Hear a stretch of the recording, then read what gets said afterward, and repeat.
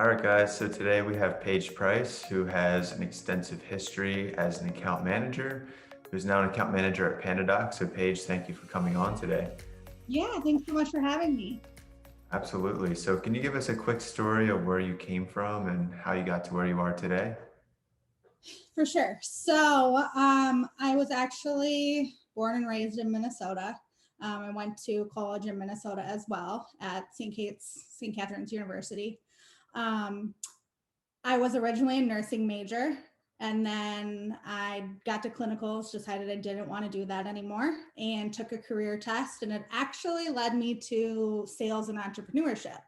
So, surprisingly, I'm actually a sales major, which many people don't really do. A lot of people fall into sales, but it was kind of something that I like followed my passion and got kind of into that way. So I know I'm a little bit of a unique case because a lot of people just fall into it. Yeah, I did that, did a couple internships, graduated, started at a company called Proto Labs. Started as like an SDR. We called them business development reps, making calls, setting appointments, stuff like that. Then I quickly moved up a few different positions there, and then ended up as an account manager. So throughout my sales career, I think it's been about like 6, 7 years. I've held everything from SDR, like new business, and account management. So I've kind of done a little bit of everything, I guess, sales wise. That kind of brings me to here. From Minnesota, I went on I guess, President's Club trip to Florida with my husband. And at that point, I was like, I really like it in Florida. So that's how I ended up down here in Florida. Went there, and now obviously I started at PandaDoc just, I think, like 10 months ago or something like that. Wow, that's so cool, Paige. Like having a hand in all of those different sales roles, what was your favorite one? My favorite one is definitely account management. I think that's why I kind of drifted back towards it. It's more so like relationship building, getting to know someone, where like account executive is a little bit more, you get to know them, and then once the sale is done, at least in the SaaS world, it's, you don't really talk to them ever again. Whereas, like in my role currently, I continue to work with the customer for the life that they're with the organization, or a customer of PandaDoc or any other organization. Yeah. Yeah. So, question for you. As far as it goes, like being an account manager and having your book of business, Mhm. what would you say the most important thing is for like a good impression for someone? Like when you first start working with someone who you're going to manage like their account with PandaDoc from now on, like what would you say like a good start is with them? I always think, at least when I started here at PandaDoc, I went in really curious. So I didn't go into the conversations like thinking I knew their workflows or thinking that I knew really anything. I could say like, hey, I talked to your customer success manager, or I talked to the account executive, and this is what they told me. But I really kind of want to hear from your side of things, how things are going, what your workflow looks like. Just being really curious and not acting like you know everything, I think, is the way to start relationships. Yeah, what's like one of the biggest challenges that you've overcome or that you face pretty regularly as an account manager? Like what are those conversations like? Some of the biggest challenges I think are going to be, at least it's been a little bit unique with the COVID standpoint. It's kind of been like a brand new thing where some companies are dealing with budget cuts. Some companies are dealing with different things that are brand new to them as well. So I think navigating that whole new territory with the customer, and also my role as account manager, it's been very unique trying to figure out like the best way to move forward with people, so that we can work together the best and that they're happy. So I think that has been the biggest challenge so far, throughout like ever, because COVID's so new. I think that has probably been that biggest challenge there. Okay. And I just thought of something else I'm super curious to know about you and your life. So being a sales major, because Mhm. we have a lot of people from Praxis on here, so we spend a lot of time talking about like how going straight for the entrepreneurial path is beneficial to a lot of people. But it's interesting that you found it through college and then wound up in kind of the same position as some of the people we've talked to before you. So what did you feel about your education really served you well, and prepared you for the role that you have today, and anything that came before that? Definitely. So in college and in school, obviously I'm never going to learn as much as I do hands-on. So that's been the best experience. But we did a lot of reading sales books, and I still love reading sales books. They're actually the only books that I read. I don't really pleasure. I only read like sales books or anything like that. Actually, my laptop is sitting on the expansion sale of the book right now. So I think a lot of like learning through books. We also took like time and territory management. I know territories here are a little bit different, but as if I was an outside sales rep too, that's something that we learned. A lot of like, what is it?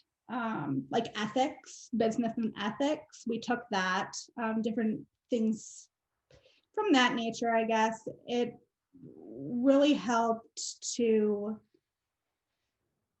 go through that with a group of people too. So a lot of times we would have speakers that came in, and then we'd learn from like people that were out in the field selling or people that were on the phone selling. So we got to see like real life scenarios, which was nice as well. Yeah, Yeah, that's pretty thank you. cool.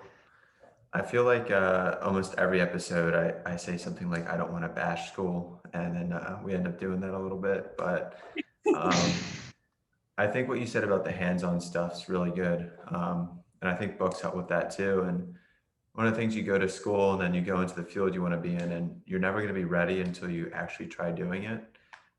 So I think that's good. But I have a question for you. So, what's something, it doesn't have to be a mistake you necessarily made. Maybe you just see new account managers make this mistake. Like, what's something you see a lot of people do that is kind of normalized, but they shouldn't be doing as an account manager? That's a good question. I just know that one of the things that I personally do, and it's kind of one of my failures or something that I struggle with, is really realizing like you only can control what you can control. So a lot of times I know account managers or even like myself, I'll want to think that I can make a deal happen, or by doing this and this and this, the deal will come in or something like that. Whereas you just need to realize you can do the best that you can do with what you know, and then let the rest be. So control what you can, whether that's like your email outreach, preparing for a presentation, coaching the champion, anything like that. Like prepare what you can and do the best that you can. But at the end of the day, it's going to be like you can only control what you can control. If somebody is going out to have a meeting with the DM, like your champion is, at that point, the best you can do is make sure that you coach them, because you're not in that meeting unless you ask and they let you in that meeting. So it's really like control what you can and then let the rest do itself.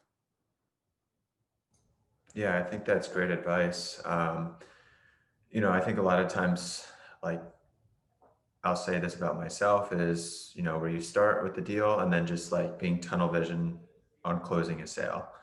And then there's everything in between, which anyone in the sales world knows that that's a long process in between. So controlling what you can control from start to finish is important. And like you said, at the end of the day, sometimes you just don't really get your way. You don't get the sale, but Right. um, And I think the hardest part is, and it's something that I still struggle with, is sometimes I'll lose sleep over like, what if this happens or what if this happens? And then I'll like stress over something. And I read like a quote the other day. It was like, if you stress enough over something, you put yourself through it twice if it ends up happening, but half the time it ends up not happening anyway. So I don't know. Sometimes I just feel like I put myself through way too much by thinking that things are going to go a certain way. And then it actually ends up not even being the case. So Yeah, I think that's normal, especially in sales, to start ruminating about like what's going on. And I see it's very common too that you start creating these stories in your head like, oh, they're going to cut it down to this many seats, or they're not going to want to sign by that date, and you're living as if the story created in your head is actually real. And Brandy, Right. I saw you nodding when Paige was talking about that. Oh my You God, like that? it's so relatable. Like so relatable. That is my MO, is worrying. Um, which isn't good. I shouldn't be proud of that. I know I'm not proud nothing of that. about it. Andrew's always telling me, he's like, you're overthinking this. And I'm like, and then I'm worried about how I'm overthinking it. It's a lot. It gets deep. But Oh my God, I'm the same way. So I totally get it. I'm like the biggest worry wart. I think Olivia, she tells me all the time, she's like, don't get too worried about this. I think she has like figured out that I'm a worry wart. So Yeah, she's but great too. She's like one of the most calm people I know, like completely cool under every situation. I'm just like, okay, like damn, like I do need to calm down. right. I feel like what you said too about like how the sale's gonna go and how it doesn't always go your way, like that sort of makes me think of how sales as a service is really something that's not relatively new to sales by any means, but something that a lot of people are striving to focus on now more than ever, because there's such a stereotype of the sleazy salesperson who um, is just in it for the money, like doesn't really care what you need. And a lot of people don't want to talk to that person, obviously, because they think that that's what you're here for. But when you can prove to them that you're here to help establish value for them and to get like if they're an existing customer, to make sure that they're getting the best experience possible out of what we can offer them, and like help business grow and like invest in themselves a little bit, like I think that's really powerful. um and you could spend a lot of time worrying like, oh, maybe they'll say no, or maybe they won't understand. But like on the other hand, like you're right, there's only so much you can control. And as long as you're selling as a service, you really can't go wrong. Like it doesn't become about quota necessarily. It's just like, how many people can I possibly help? Right. Like as many as I can, I'll do the best to get as many people as I can helped out today. Totally. And to kind of go off of that, I know a big thing that I try and remember is to kind of, it's a little bit different when you're coming as an account executive, but definitely from the account management side, I always like to meet the customer where they are. So I'm not trying to necessarily like push anything on them or do anything like that. I'm really trying to like understand what they're dealing with, what they're coming up against. And I think there's been a ton of people like Chris Voss, Josh Braun, Patrick Downs, even that has said you can't necessarily change someone's mind, or it was something like that. Whereas, like, you can't force somebody to think something, they already are going to be thinking it, and you kind of have to like finesse your way around that to get them to realize a different thing. So, really, like meeting your customer, meeting your prospect, meeting anybody where they're at to really understand where they're coming from. And then again, yeah, like you said, controlling what you can control and just let it do its thing. Yeah, and I think adding to that, just an experiment that I've been really enjoying lately is how honest can I get? Like not rude, but like blunt and direct and like, hey, look, I can tell here because I'm an SDR. So like I'm on the phone, they're trying to push me off. Like, why shouldn't I ask, hey, is something going on? Like it seems like you don't want to talk right now. What's so bad about that? It's not unprofessional. It Yeah. just shows them that you actually care about what's going on in their life and in their work, so that you can actually try to help them. And if not, no worries. Like I'm not here to waste your time. Yeah. Um, I think it's so important to build trust. I mean, especially when you have pre-existing customers that you're trying to, to expand and help them grow. Like a lot of that is the trust of the relationship, and you don't get to just walk away. You're so right. Like Yeah. if I mess up a call, I guess like worst case scenario is I never talk to them again and they don't buy PandaDoc. But like seems like a lot of pressure. Do you ever feel that pressure? Like is that what you worry about? Yeah, so for sure. It's something that's definitely unique because of the fact that you have to kind of finesse things a little bit to make it so that it doesn't seem as aggressive, because you can't make a customer that mad by asking those questions, because if they really do get flustered, they could want to cancel, they could want to do that stuff. So it's really like coming from an angle like, hey, I just want to be transparent. Let me ask you these few questions, correct me if I'm wrong, or something like that, where it's the way that you ask questions is a little bit different than that. But then even if you mess up during a call, the nice thing about that is that you're working with them again. Humans mess up all the time. So next conversation, I guess you're getting to know them a little bit more, and it kind of makes the relationship a little bit better. So it makes it human. It gives the human aspect of it. I know there's been times where I've messed up on pricing and different things like that, and I'll have to go back and I'll own it and be like, hey, actually, I messed up on this. This is what it's going to be. It's going to be more. I apologize. My mistake. But this is what it is. And they like it, because if you're honest and transparent with them, it's a lot better than like lying and being sleazy. Like, I don't know. Some people think sales is. They'll catch you if you do too. Right?